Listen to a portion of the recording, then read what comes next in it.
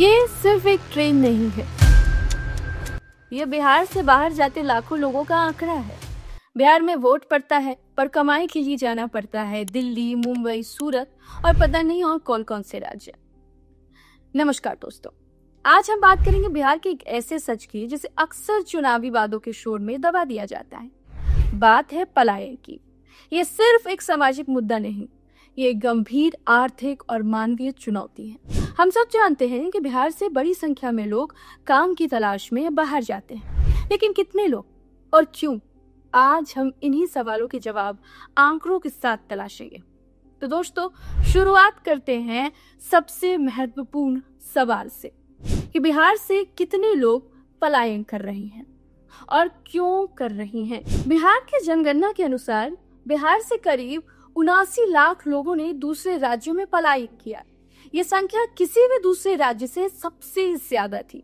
और दोस्तों, ये तो 13 साल पुराना आंकड़ा है। आज 2025 में ये संख्या और भी कई ज्यादा हो चुकी है। नेशनल सैंपल सर्वे ऑफिस यानी कि NSSO के 2017 से 18 के आंकड़ों के मुताबिक बिहार के कुल प्रवासियों में 55.2% पुरुष प्रवासी थे।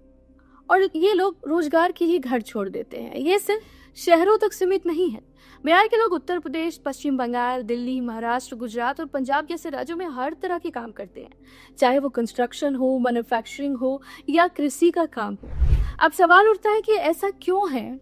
हर चुनाव में नेता बड़े बड़े वादे करते हैं, रोजगार देंगे, पलायन रोकेंगे, पर हकीकत क्या है?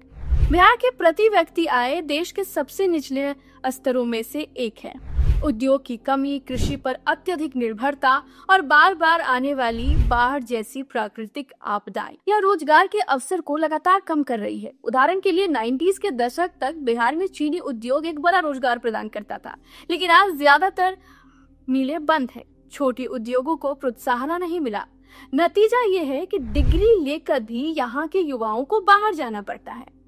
तो ये जो चुनावी वादे हैं ना, ये सिर्फ कागजों पर सिमट कर रह जाते हैं, जबकि हकीकत में बिहार का युवा मजबूरी की ट्रेन पकड़कर हर दिन बाहर जा रहा है। आप सोच रहे होंगे कि बाहर जाकर कम से कम कमाई तो हो रही है, और ये सच भी है। ये प्रवासी मजदूर जो पैसा कमाते हैं वो अपने परिवारों को भेजते हैं। ये पैसा मनी ऑर्डर इकोनॉमी कहलाता है।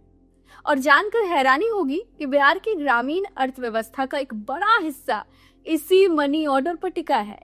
ये वो पैसा है जिससे घर चलता है, बच्चों की पढ़ाई होती है और दवाइयां आती हैं। दूसरे राज्यों की अर्थव्यवस्था में ये अपना पसीना बहाते हैं और बदले में जो कमाते हैं वो बिहार की अर्थव्यवस्था में ऑक्सीजन का काम करती है। लेकिन क्या ये पैसा उस सामाजिक कीमत की भरपाई कर सकता है जो पलायन से चुकानी पड़ती है? बच्चों को पिता का प्यार नहीं मिलता, बूढ़े माँ बाप को सहारा नहीं मिलता, त्योहारों पर घर सूने रहते हैं। आंकड़े हमें आर्थिक पहलू दिखाती है, लेकिन इसका एक मानवीय पहलू भी है और मानवीय मूल्य अनमोल है।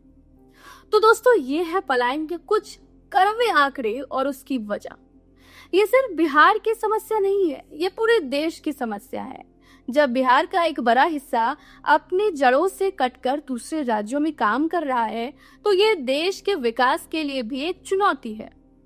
जरूरी है कि हम इन आंकड़ों को समझें, इन पर बहस करें और सरकारों से जवाब मांगे। हमें ऐसी नीतियां चाहिए जो बिहार में ही रोजगार के अवसर पैदा करे, ताकि हमारे युवा, हमारे लोग अपने घर में रहकर ही अपना और अपने राज्य का भविष्य संवार सके। आपकी क्या राय है इन आंकड़ों पर? क्या आपके आसपास भी ऐसा कोई है जो पलायन कर चुके हैं? अपनी कहानी और अपने विचार नीचे कमेंट में जरूर साझा करें।